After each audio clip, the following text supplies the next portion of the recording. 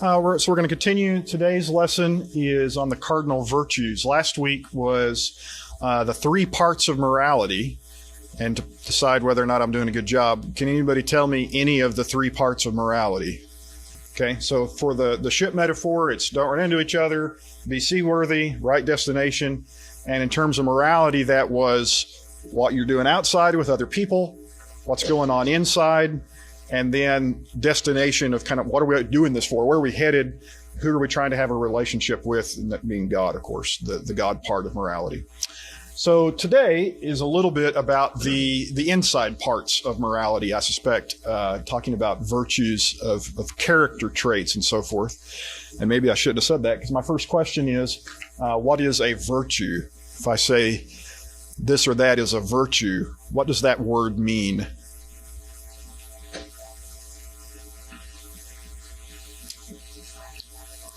A desirable quality. Yeah.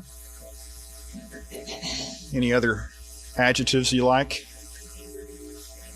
A behavior you'd like to emulate? Yeah. Okay. Character trait. Okay. All those, I think, pretty close to home.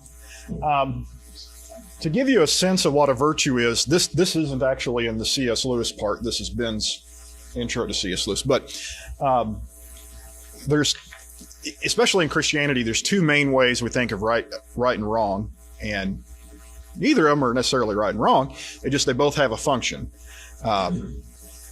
One way of doing right and wrong is rule-based ethics, and C.S. Lewis talked about that in the first chapter. It's good to have some rules, right?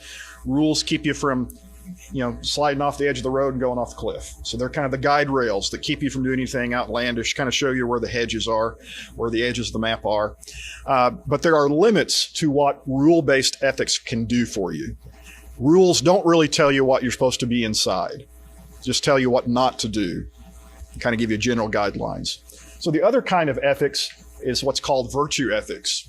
And what virtue ethics says is that when we talk about right and wrong, it's never as simple as right and wrong. It's right and wrong and wrong. There's always a pair of wrongs. There's always something that's lacking and something extreme on the other side. And if you listen to Lewis talk about it, he says Satan loves to get you to stand against this one so hard you fall off on the other side, or vice versa, right? So in virtue theory, what you're trying to develop is a balanced set of character traits that navigates between extreme behavior on either side. Okay, does that make any sense? We'll do some more explaining of it. But vices are the things on the outside. They always come in pairs. And then the virtue is the thing that's on the tightrope in the middle. So let me give you an example of one we won't actually talk about. So just to be a good example. Let's say the virtue we want to talk about is diligence, a good work ethic. What would be the absence of a good work ethic? Sloppy, lazy, slothfulness, right? Okay. What would happen if you had too much work ethic?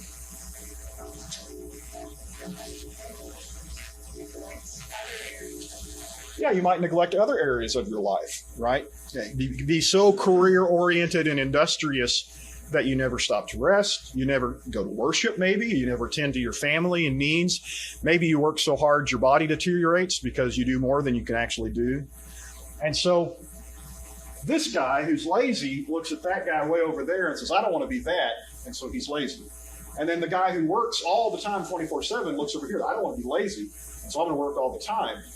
And what virtue is saying, you should work hard. There's a thing called diligence and a good work ethic. But it's in between obsessiveness and laziness. Somewhere in between there is healthy, hard work. Does that make sense? Okay. So virtue ethics is all about finding the right thing in between two harmful things. It actually goes back, you can find it in some biblical passages as well as ancient Greek philosophy. Here's one of the Bible's weirdest passages from Ecclesiastes, which only makes sense if you're familiar with virtue ethics. Otherwise, it's just a weird passage. Solomon says, in my vain life, I have seen everything. There's a righteous man who perishes in his righteousness, and a wicked man who prolongs his life in evil doing. Be not overly righteous, and do not make yourself too wise. Why should you destroy yourself? Be not overly wicked, neither be a fool. Why should you die before your time? It is good that you should take hold of this, and from that withhold not your hand, for the one who fears God shall come out from them both. Well, that's a weird sentence in the way we normally think about right and wrong. I promise you, I've never preached a sermon about being too righteous, right? You guys are doing too good at this Christianity stuff. You need to ease off it a little bit. Never have preached that sermon because we don't talk about it that way. And fair enough, that's usually not the problem, is we're doing too good a job of Christianity. But if you take it from a kind of virtue point of view, and you understand that Solomon might be being a little bit sarcastic here, okay? What would be overly wicked? Well, I can guess what that one is. I'm not here just sinning, doing everything wrong I can do. What would be overly righteous or overly wise? What might he be talking about?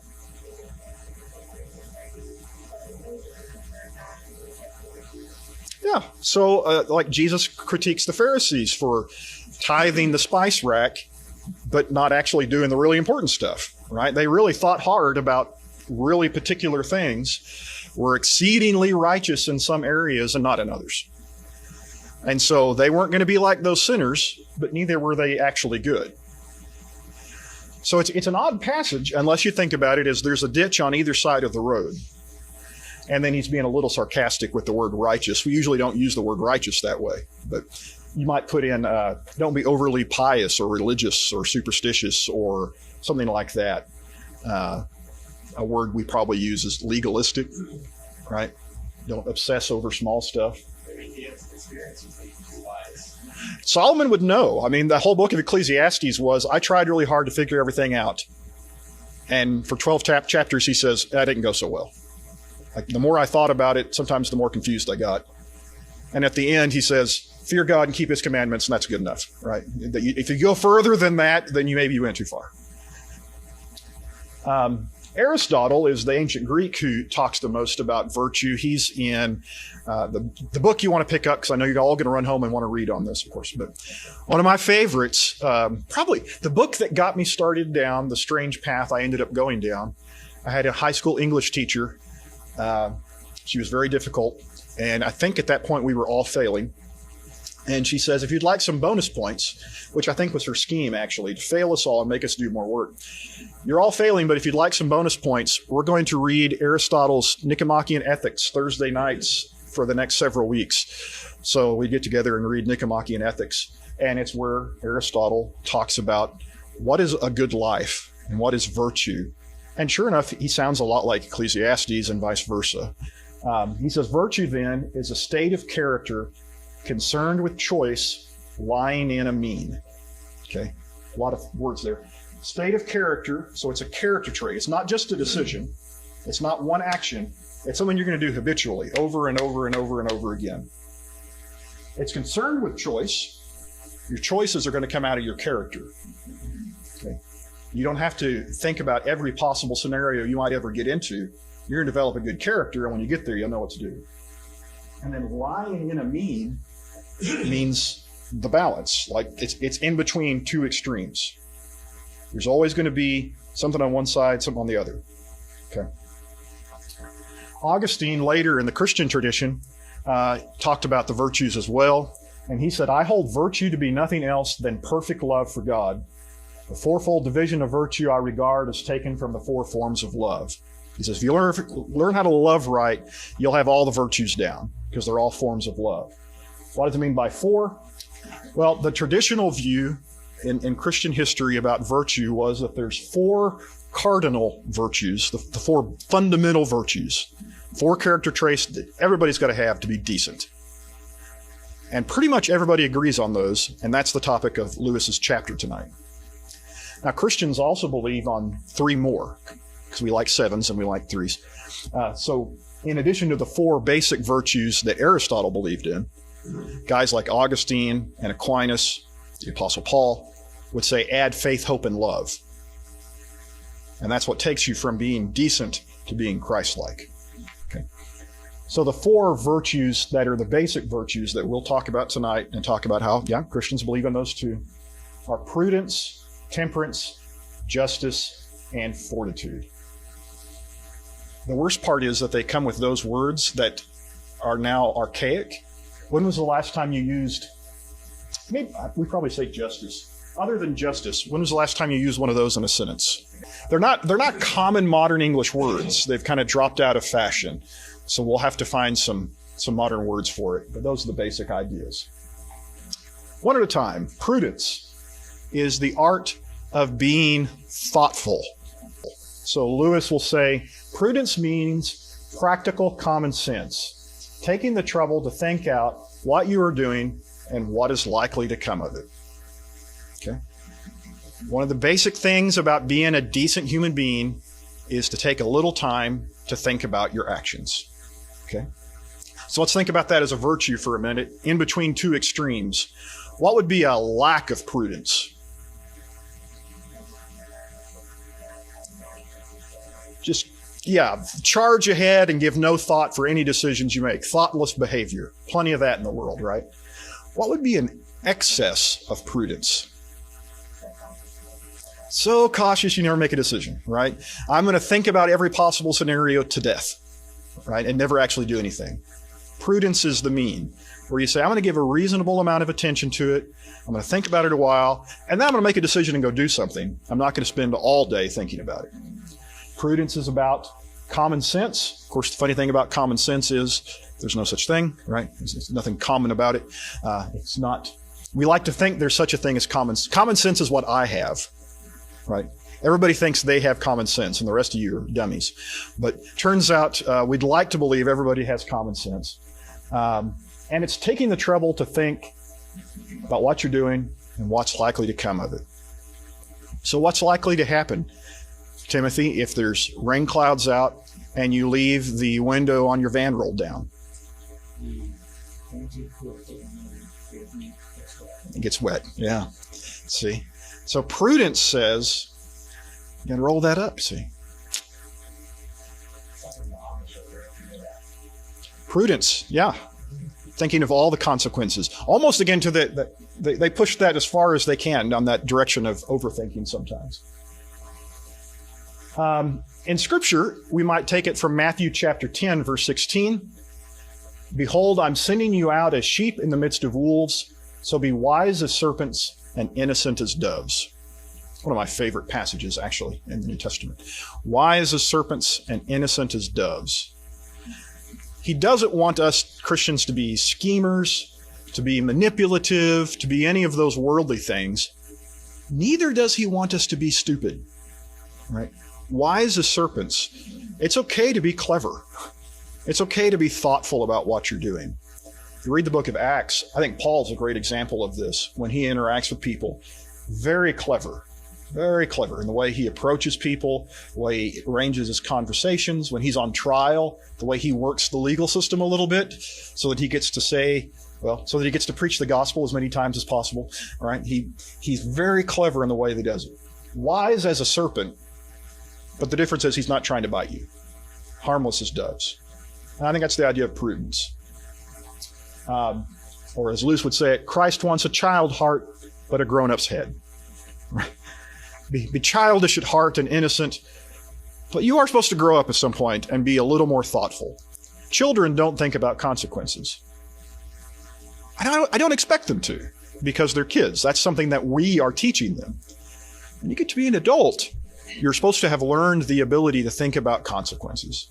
What's the likely result of me doing this? And the more experience you have, the more likely you are to be able to do that well. Let's find it. There we go. Augustine, he said everything is about love.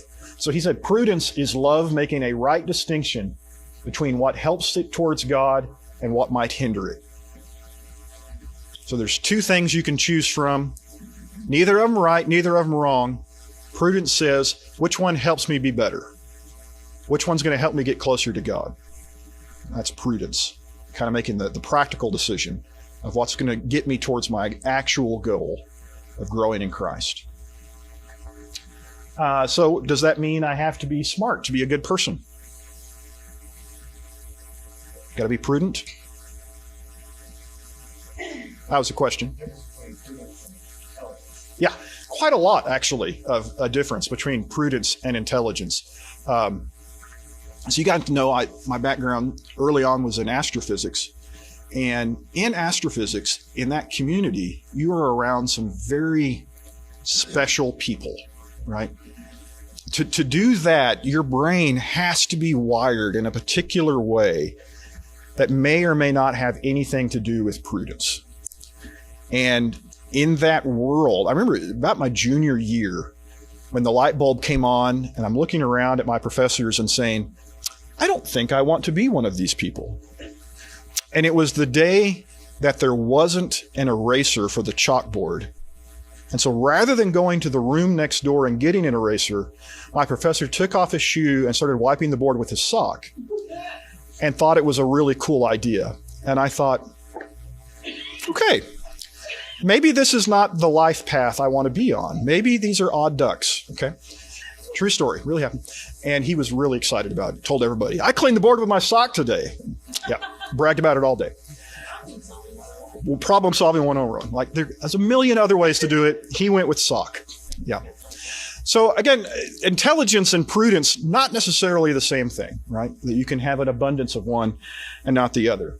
For that matter, you don't have to be particularly smart in the intellectual sense to think about consequences, at least short term. Okay, so Lewis says it like this. It is, of course, quite true that God will not love you any less or have less use for you if you happen to have been born with a very second-rate brain. Odie, you're welcome. That one was just for you, man. Love you. He says he has room for people with very little sense, but he wants everyone to use what sense they have. Right? If he only gave you this much, use that much. Use all of it, right? However much sense God gave you, use that much sense. I'm sorry, Odie, that wasn't very nice. Yeah. How did you think that was going to end? Yeah. I know you're 12 and I'm not expecting you to be an adult, but how did you think this was going to end? I'm not asking you to play chess. Just play checkers for a minute. Not 12 moves out. What was going to happen one step after you did this thing? That's prudence. That's all we're asking for with kids. Look one step ahead. And that's usually plenty. So yeah, use every little bit you got, however much that is, and God will be very happy. Can we talk just for a minute about the way that he says second-rate brain instead of stupid? He's so kind. I like that. Yeah. Okay. Temperance, the art of self-control. When you hear the word temperance, what kind of comes to mind? Or does anything come to mind for temperance? Sorry? Alcohol. Yeah. The temperance movement in history had to do with whether or not you ought to drink alcohol in American history. Like it was entirely. So because of that, in Christian thought in the last century or so, almost universally, when you say temperance, like alcohol comes to people's mind. And that's the debate from like the 20s, right? It's an old argument, but that's where it comes from. Lewis, who is not a teetotaler, said that's not what it is. He would say temperance referred not specifically to drink, but to all pleasures, and it meant not abstaining, but going the right length and no further. So temperance is the art of self-control. That whatever the pleasure is, do you have the discipline to enjoy the pleasure in an appropriate amount and circumstance? Okay. So what would be a lack of self-control? Eating the whole buffet. All right, to use our word from Proverbs, glutton, right? Or drunkard, right? To have no self-control whatsoever. Every time I partake of a pleasure, I take of it until it destroys me. Okay. What would be an excess of self-control? Huh? Calorie counting. I was thinking maybe more like asceticism, like starving yourself would be one. Thinking that if I don't eat it all, that will make me more pure. Or any of the overt self-denial, like kind of stoic. I'm not going to enjoy life in any way, shape, or form because pleasure is bad. So that would be one end of the spectrum. And the other would be, I'm going to enjoy pleasure till it kills me. Okay. So temperance is, God made life to be good and enjoyable, and I'm going to try to enjoy it in the correct amounts and in the correct ways in the correct places and times. Okay. The right length and no further. And developing prudence. Yeah, they are interconnected, by the way. These four do overlap. Prudence, thinking about the consequences of your actions. Should I have one more of those? What will happen if I do? See, thinking about consequences helps you to understand what's the right amount. Interesting, the passage that I was thinking of doesn't actually talk about alcohol. It talks about honey, just to show that the idea applies to anything. It's not good to eat much honey, nor is it glorious to seek one's own glory. A man without self-control is like a city broken into and left without walls. Okay. So again, think about, let's get it away from alcohol just for a second. What would your kids have every night for dinner if it was entirely up to them? Sorry? Something sweet. Ice cream. We have to there has to be an adult within eyeshot of the freezer at our house because Calvin will sneak in and grab ice cream at any time of day. He has no temperance whatsoever about ice cream. Okay. And again, children, I don't expect children to. That's something they're supposed to grow into. But as adults, if you ate honey all day long, nothing wrong with honey, but if you ate it all day long, probably not good for you. Likewise, a lack of self-control. Paul, 1 Corinthians 9, 25, 27, every athlete exercises self-control in all things. They do it to receive a perishable wreath, but we an imperishable. So I do not run aimlessly. I do not box as one beating the air, but I discipline my body and keep it under control, lest after preaching to others, I myself should be disqualified. It's like an athlete. Can an athlete eat anything they want? Not if they want to win. Can an athlete starve themselves and take no calories in? Not if they want to finish, right? That there is a proper balance of calories to exercise that you need to maintain if you want to be healthy. So self-discipline is the metaphor Paul uses to describe how he's managing his life. Augustine says, temperance is love giving itself entirely to that which is love. Temperance is love keeping itself entire and incorrupt for God. That is, if I love God completely, then everything else I love in moderation. God's the thing I love without restraint, and the only thing. And so because I love God without restraint, everything else just kind of goes in its little place. When I start loving something else without restraint, I've kind of made it my God. So that's the way I'm supposed to feel about God. Okay. What if I lack self-control in one particular area? What if there's some particular passion or pleasure I'm not able to control? What should I do then? Also a question. Probably stay away from it, right? So Lewis would say, an individual Christian may see fit to give up all sorts of things for special reasons. But the moment he starts saying the things are bad in themselves or looking down his nose at other people who do use them, he has taken the wrong turning. There may be some area of life where you just have not managed to develop self-control. In that area, maybe abstinence is from whatever that pleasure is the only way that you can manage your desires. Okay? He says, fine, do that. But that doesn't mean everybody else is in the same boat. Balance is the goal. Temperance is the self-control is the goal. I think that's a pretty fair appraisal of the problem. Paul's point in Romans about what about food offered to idols? Paul says, I don't have any problem with it.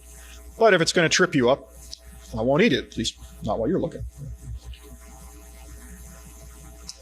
Justice, the art of being fair. This is probably the only word of the four that we use a lot in modern discussions, although we have a lot of different renditions of it. Now, just by virtue of where we are as a society, we have to put adjectives on our justice. So there's criminal justice, and then there's social or maybe economic justice, or different kinds of justice. And so we've tried to say, what would it mean in this area, or what would it mean in this area? It's kind of interesting. So Lewis says we can keep it simple. It's the old name for everything we should now call fairness. It includes honesty, give and take, truthfulness, keeping promises, and all that side of life. So if you're wondering, okay, so I've already forgotten. Prudence, temperance, justice, fortitude. Honesty wasn't on that list. I think honesty, that's kind of a big deal. Well, it's because in traditional thought, honesty fell under the category of justice. If you said you were going to do something, doing that was just. It was fair. It's not fair to other people to tell them you're going to do things you're not going to do. Telling the truth is a fair and just way to treat other people. Keeping your promises, paying your debts was under the category of justice. Maybe. I don't know if it's a better word, but it's a word that could attach very easily and kind of get that sense of it, that of just being who you're supposed to be in relation to other people, in a sense. Yeah. All that side of life. Yeah. From the New Testament sense, justice comes up a ton, or biblical sense, Micah 6:8. He has told you, O man, what is good, and what does the Lord require of you, but to do justice, to love kindness, to walk humbly with your God. It is, right? Especially in the prophetic literature, if you read the major prophets and especially the minor prophets, they all the time want to remind you, hey, you know what God really wants is for you to treat people decently, to treat people fairly, to be just. In particular, justice in the Old Testament, at least, had to do with how you treated people who were less fortunate than you. That justice meant taking care of a widow. So somebody who was married or had a stable home life, there might be several people who look out for them and make sure they get justice. But who looks out for a widow and make sure she's taken care of? Justice meant looking after her. The fatherless. Okay. My job is to make sure Calvin and Lucas's life is fair and they're treated well. Who takes care of an orphan? So the Old Testament put a lot of emphasis. If there's somebody there who isn't being looked out after, justice is making sure that they are. So the same, I think it's Psalm 72, maybe? How about I turn over there? Give the king your justice. It's either 72 or 74, or none of those. There's 150 Psalms. I know it's one of them. It's 72. Had it right the first time. Give the king your justice, O God, and your righteousness to the royal son. Okay, what's it mean to be just? May he judge your people with righteousness and your poor with justice. Let the mountains bear prosperity for the people and the hills in righteousness. May he defend the cause of the poor of the people, give deliverance to the children of the needy, and crush the oppressor. What did a just king look like? He was a king who dealt judgment to people who were oppressing people who couldn't take care of themselves. He was the one who made things fair again in a world where people used whatever they had to make it unfair. That was a just king. Took care of the poor. Augustine, this one's kind of a stretch to me, but since I gave an Augustine quote for all the others, I felt like I had to. He says, justice is love serving only the loved object and therefore ruling rightly. Justice is love serving God only and therefore ruling well all else is subject to man. Because you're in love with God completely, then you don't feel obligated to go out and get what's yours and take from somebody else. You can treat them fairly because God's taking care of you, was kind of his idea. To me, that's a little bit of a stretch of what justice is, but he wanted all the virtues to be about love. So he says, well, I can make justice about love too. And if we love God, there's nothing else of love. Those who he loved, made in the image of God. Yeah. And the last one is fortitude. which I think the word we would more likely use is courage, or even bravery, but I like courage. It says fortitude includes both kinds of courage, the kind that faces danger, as well as the kind that sticks it under pain. Guts is perhaps the nearest modern English. I forgot to do the vice thing. Okay, go back to justice for just a second, then we'll do fortitude. If justice is the virtue, what's a lack of justice? Oppression, right? You're mistreating people. What's an excess of justice?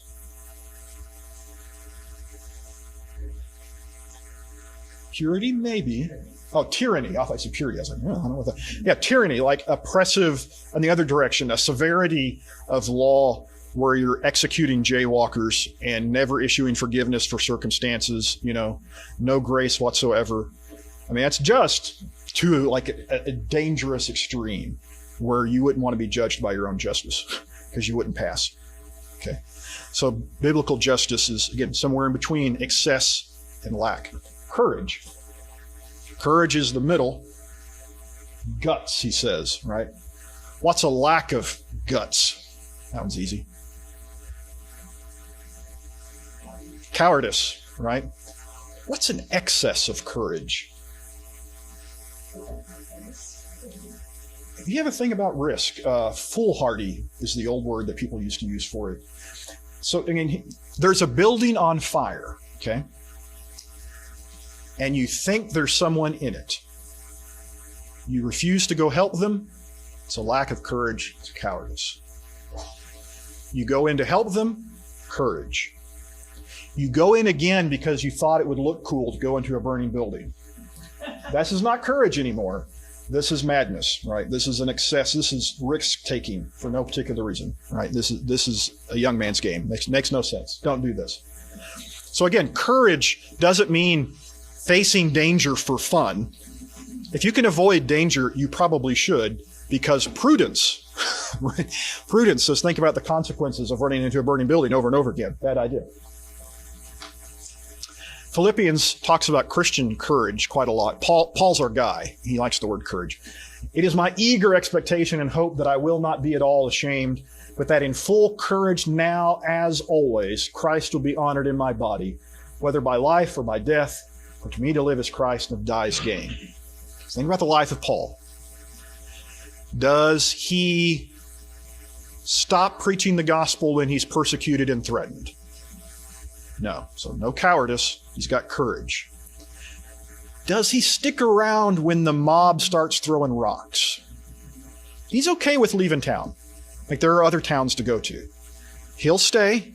And he stays probably, if you read Acts, sometimes he stays a little longer than you might have stayed. But he stays, and then at some point, it's like, okay, time to go to the next town.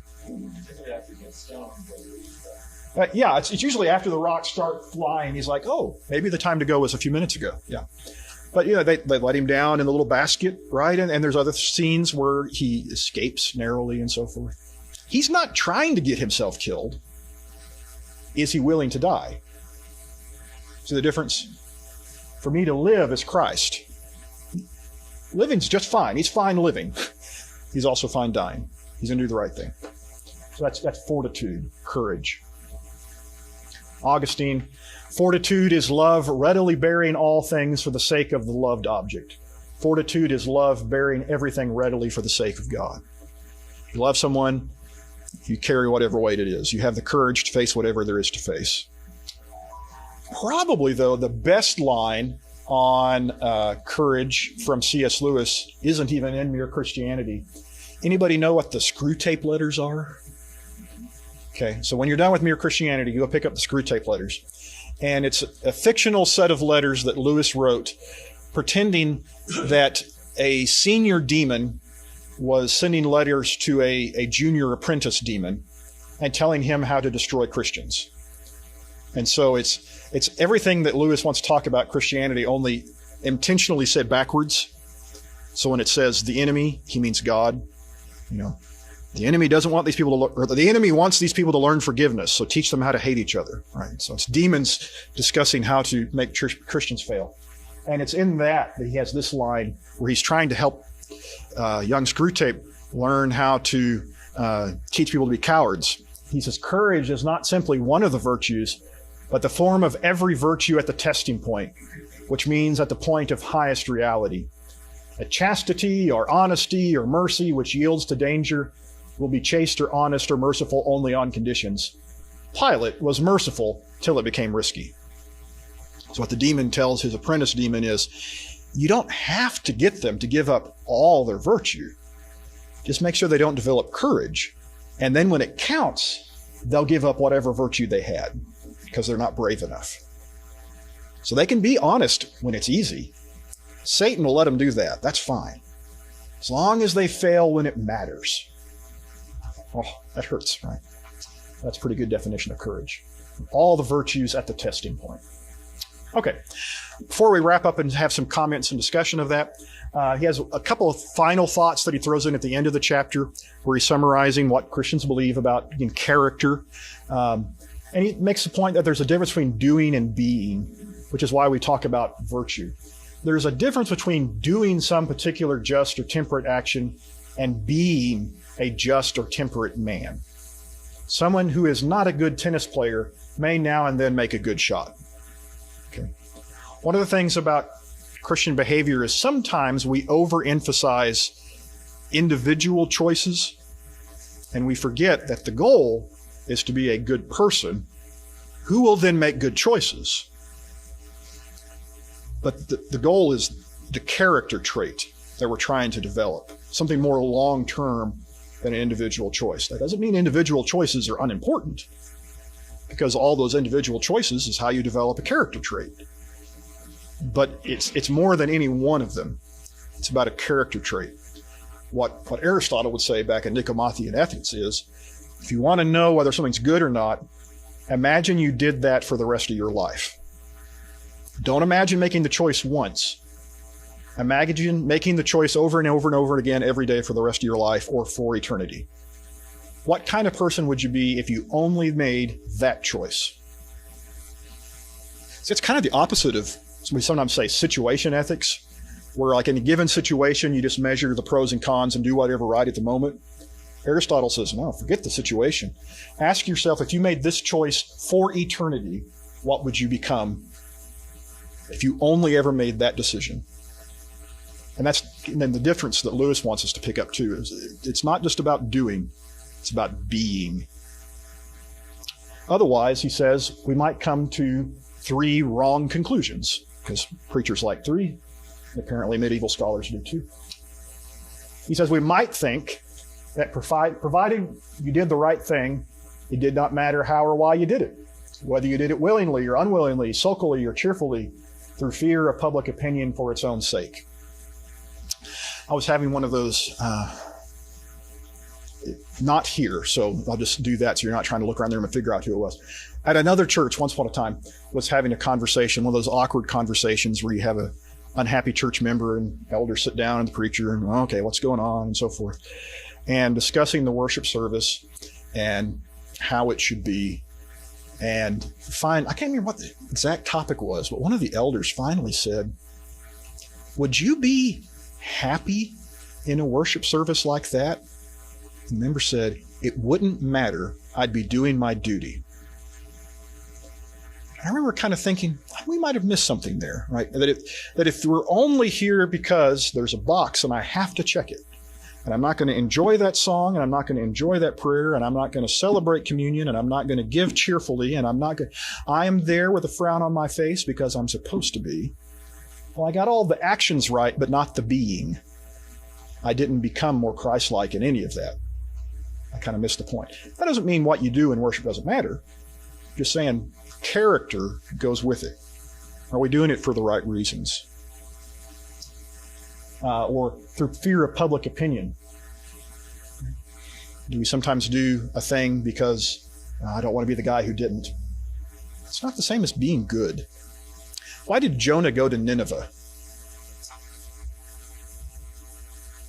Mostly because fish vomit stinks. I mean, mostly because that other thing didn't work out. Had he been able to get to Tarshish, that's where he'd have been. Couldn't get there, okay, I'll go do what God wants. Was he happy about it? No. Was God happy with him? No.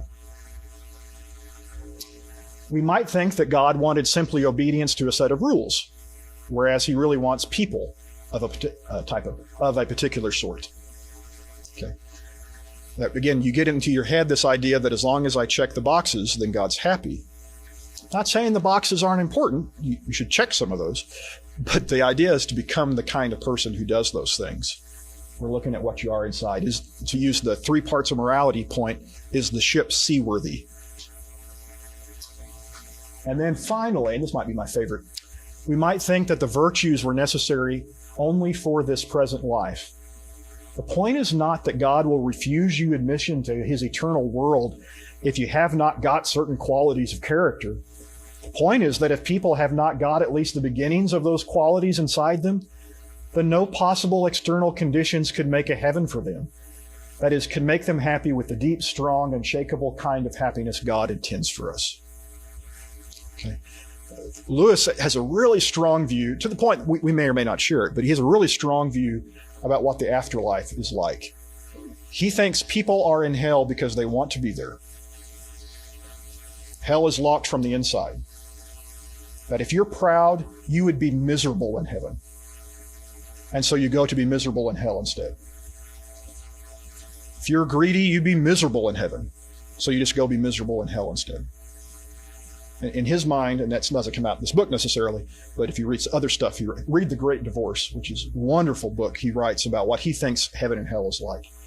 And in his mind, there are a lot of people, and this is the story of The Great Divorce, is there's people in his version of hell somewhere, Greytown, and there's literally a bus that takes them up to heaven and drops them off, and some people won't get off the bus.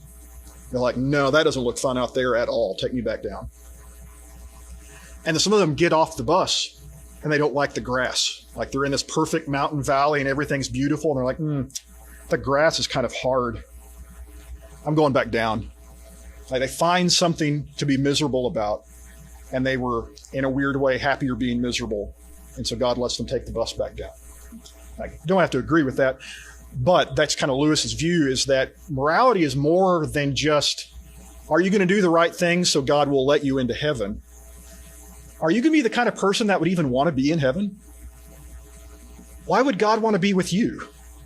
What kind of person are you is the better question. What are we becoming? Or if we did this, remember Aristotle's point, what if you did this same thing over and over again for 1,000 years? What if everybody lives forever? And we become our character? What would we be? Some of us couldn't be in a heaven because nothing would ever make us happy, because nothing has ever made us happy in our lives. If you are miserable each and every day of your life through selfishness, greed, and pettiness, do you think there's any way God can make you happy in heaven? It's not that he's being mean. It's that you're being proud and hateful. No one wanted to be around you here. No one's going to want to be around you there. That's overstating it, but that's Lewis's point. Take it or leave it. All right. Whoop. Discussion questions, and then we're almost out of time, depending on which clock I choose to use. Here are my discussion questions. As always, you can read them or ignore them or do whatever you want and ask your own. But I was thinking, is this how we actually talk about morality? Is this how we teach it to our kids? Why or why not? I have a funny story about that one later if it comes up. Is it strange that the 4 basic building blocks of character in Christianity are also the basics of Aristotle's ethics? He's a Greek pagan philosopher. Does that bother anybody? Other than faith, hope, and love, what's missing from these 4 cardinal virtues? Can you really fit all the good things you're supposed to be under those 4 words? So what'd you think about, those are just my questions. What'd you think about the 4 virtues, and is that what we think Christian character amounts to, as Lewis seems to think it is? Other than faith, hope, and love, which get their own lesson later.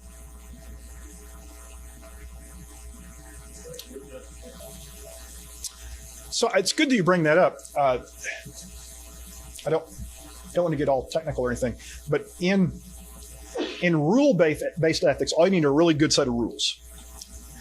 In ethics, virtue-based ethics, how would you ever learn what a virtue looked like? My dear friend Cole Fakes just finished his dissertation this last year, and his dissertation was on using examples in the Bible for morality. How often the Bible says, be like that guy. Because if you want to imitate a virtue, you basically have to see someone else do it. So Paul will say things like, follow me insomuch as I follow Christ. Or have the faith of Abraham, right? You almost have to see it, which is why the Bible's full of stories. Yes, there are pages of rules, but also tons of stories. And then it says, do it like that.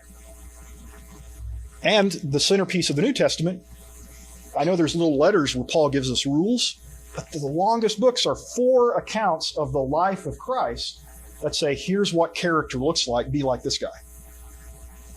So yeah, good examples are essential to developing a character-based strategy, because when I want to tell my son, be brave, I have to point at something and say, like that. I have to have some examples, which is why it's so important to do morality together. Rules I could probably follow on my own, maybe, but character is something we develop with other people. When young people sit next to old people and talk about things, it's when they learn character. And you get it from examples. So yeah, glad you brought that up. You were going to say something, I think? Yep. Yeah, so I think, I think you're exactly right. That's probably my answer to that one, is that Aristotle's a great observer of people, of what's going on. And he notices things and he says, this courage thing is a good thing. Now, what breaks down is Aristotle can't tell you why it's good. So at the end, you say, why are these things good? He said, well, they are. And Christians say, because there's a God who is these things. Yeah, go ahead. You know, society that teaches against them. For example, our society teaches against temperance. Teaches that indulge all you want, all that you have everything you want as far as you desire. Or even, there's some part of society that teaches that way and some the other. How do I decide which is the virtue? Well, if there is a God who is one as opposed to the other, then I say, okay, I know which one is the virtue, which one's the vice. If I'm just dependent on the guy who happens to live next to me, well, I guess that's the way you're supposed to live, which is what we do. Why do we have cycles of family problems that repeat the same problem in a family over and over again? Because your moral example was a bad example. And so I learned, got my vices and virtues switched from dad, whatever. Can move the whole thing. Yeah. Andy, go ahead. Yeah. The early church fathers were big fans of Aristotle, and they would say, hey, all truth is God's truth. I mean, the fact that Aristotle stumbled on it doesn't mean the fact that it was just true. Right? 2 + 2 = 4, and it doesn't matter who tells you that. It's because of God, and it's true. There it is. Right? So yeah, I think that's right, that there are some things that God has just made obvious that we have to work to ignore. And so it doesn't surprise me when some pagan says, hey, honesty is pretty good.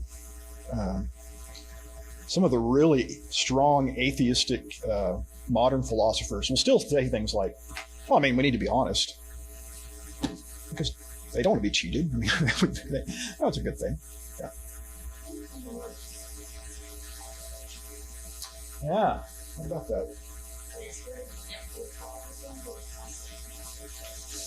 Yeah.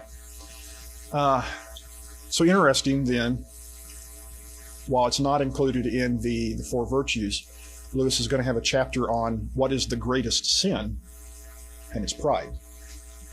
Because lack of humility undermines all the virtues. So yeah, I think, I don't know, maybe you could squeeze it in somewhere, but it's written into all of them. Without humility, I don't know how you can't be courageous because you can't put anybody else ahead of you. You can't be fair because you can't care about anybody but yourself.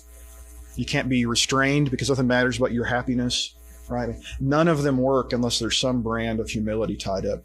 Pride is going to undermine all of it. Yeah.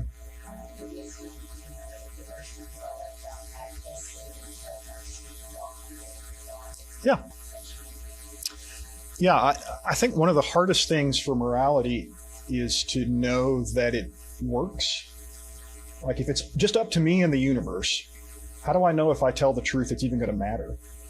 Or that if I treat somebody fairly, Maybe they treat me unfairly, and then I lose. You know, I mean, but if there's a God in the universe who makes all things right, and I can walk humbly with Him, then I can trust that being fair and being courageous and being restrained and being prudent works out because it works with Him, and it gives you a lot of courage. It comes from humility. Yeah. Okay, I think we're out of time. I hear children screaming down the hall, so that means probably soon. Next week, we'll get to how do we do this in a society, right? It's nice to have all these character traits inside of us, but what about social morality? What do we do amongst ourselves? How are we going to manage that as Christians? That'll be next week. Thank you.